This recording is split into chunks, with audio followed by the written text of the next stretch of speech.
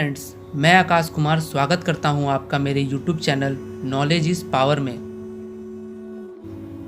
मैं यह बहुत गर्व के साथ तो नहीं कह सकता कि मेरा जीवन किसी के लिए आदर्श बन सकता है, लेकिन जिस तरह मेरी नियति ने आकार ग्रहण किया उससे किसी ऐसे गरीब बच्चे को सांत्वना अवश्य मिलेगी जो किसी छोटी सी जगह पर सुविधाहीन सामाजिक दशाओं में रह रहा हो। शायद यह ऐसे बच्चों को उनके पिछड़ेपन और निराशा की भावनाओं से विमुक्त होने में अवश्य सहायता करे। यह कथन हमारे देश के एक महान व्यक्ति अब्दुल कलाम जी के थे, जिन्हें हम मिसाइल मैन के नाम से भी जानते हैं। अब्दुल कलाम का जन्म 15 अक्टूबर 1931 को धनुषकोडी गांव, रामेश्वरम, तमिलनाडु में एक मध्यम वर्ग मुस्लिम परिवार में हुआ। अब्दुल कलाम के बचपन का नाम अबुल पकीर जैनुलाब्दीन अब्दुल कलाम था। अब्दुल कलाम के पिता का नाम जैनुलाब्दीन था, जो ना तो ज़्यादा पढ़े लिखे थे और ना ही ज़्यादा पैसे वाले थे। अब्दुल कलाम के पिता मछुआरों को नाव किराए पर दिया करते थे। अब्दुल कलाम संयुक्त परिवार में रहते थे। उनके परिवार में 5 भाई और 5 बहनें थीं और घर में 3 परिवार रहा करते थे। अब्दुल कलाम के पिता भले ही ज़्यादा पढ़े लिखे नहीं थे, लेकिन उनके द्वारा दिए गए संस्कार के कारण ही अब्दुल कलाम सफलता की चोटी तक पहुँचे।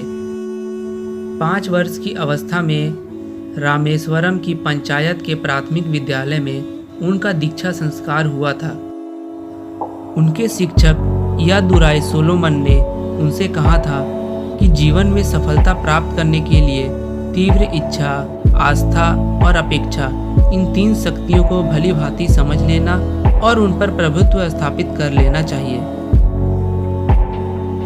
एक बार जब अब्दुल कलाम 5वीं कक्षा में थे, तब उनके अध्यापक उन्हें पक्षी के उड़ने के तरीके की जानकारी दे रहे थे, लेकिन जब छात्रों को उनकी बात समझ में नहीं आई तो वे उनको समुद्र तट पर ले गए, जहां उड़ते हुए पक्षियों को दिखाकर अच्छे से समझाया।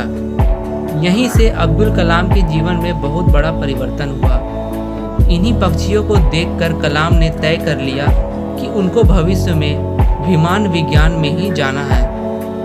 अब्दुल कलाम एक गरीब परिवार से थे। पैसे की कमी के कारण वे अपनी पढ़ाई को रोकना नहीं चाहते थे, इसीलिए उन्होंने अपनी शिक्षा को जारी रखने के लिए अखबार बांटने का कार्य शुरू किया।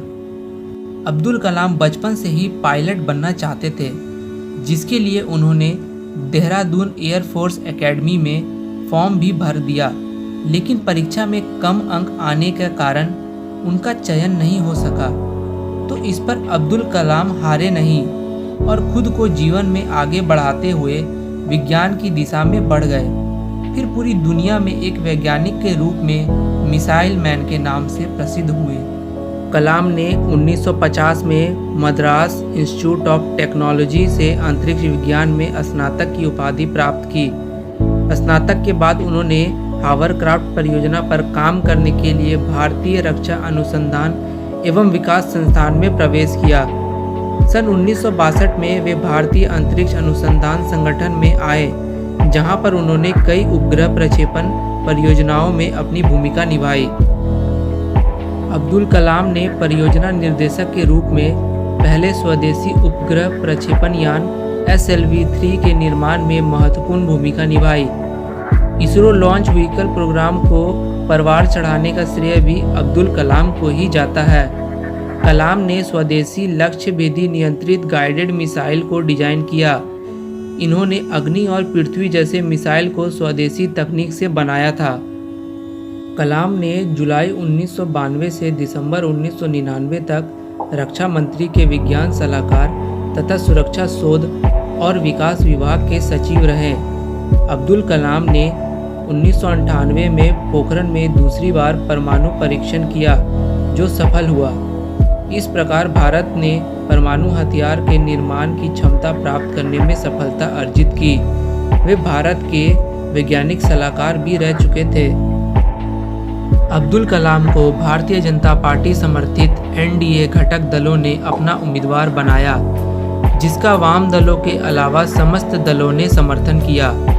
18 जुलाई 2002 को कलाम को 90% बहुमत के साथ भारत का राष्ट्रपति चुना गया और इन्हें 25 जुलाई 2002 को संसद भवन के अशोक कक्ष में राष्ट्रपति पद की शपथ दिलाई गई। इस समारोह में प्रधानमंत्री अटल बिहारी वाजपेयी, उनके मंत्रिमंडल तथा अधिकारीगण उपस्थित थे।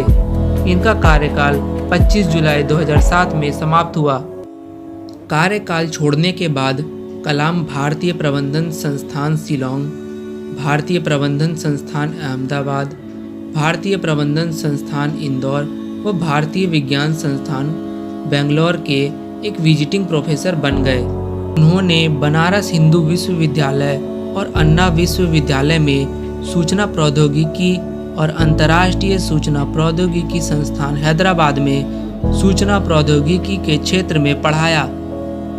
कलाम अपने व्यक्तिगत जीवन में पूरी तरह अनुशासन का पालन करने वालों में से थे। ऐसा कहा जाता है कि वे कुरान और भगवत गीता दोनों का अध्ययन करते थे। अब्दुल कलाम ने अपनी जीवनी विंग्स ऑफ फायर भारतीय युवाओं को मार्गदर्शन प्रदान करने वाले अंदाज में लिखी। इन्होंने तमिल भाषा में कविताएं भी लिखी। अब्दुल कलाम को 1981 में पद्म भूषण, 1990 में पद्म विभूषण, 1994 में विशिष्ट शोधार्थी, 1997 में भारत रत्न आदि कई पुरस्कारों से नवाजा गया। 27 जुलाई 2015 की शाम अब्दुल कलाम भारतीय प्रबंधन संस्थान शिलांग में रहने योग्य ग्रह पर एक व्याख्यान दे रहे थे जब उन्हें जोरदार दिल का दौरा पड़ा और वे बेहोश होकर वहीं गिर पड़े।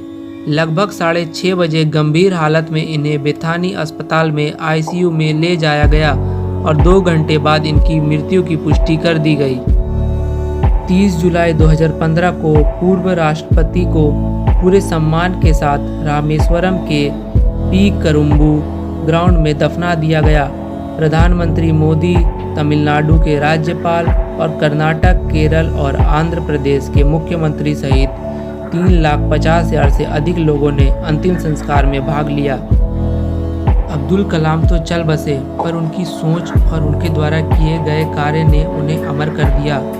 इसी के साथ मैं अपनी वाणी को विराम देता हूँ। अगर आपके मन में कोई भी सवाल उठे तो आप नीचे कमेंट बॉक्स में मुझसे पूछ सकते हैं। मेरे चैनल को लाइक, सब्सक्राइब और शेयर जरूर कीजिएगा। मिलते हैं अगले वीडियो में किसी नए टॉपिक के साथ। तब तक के लिए बाय।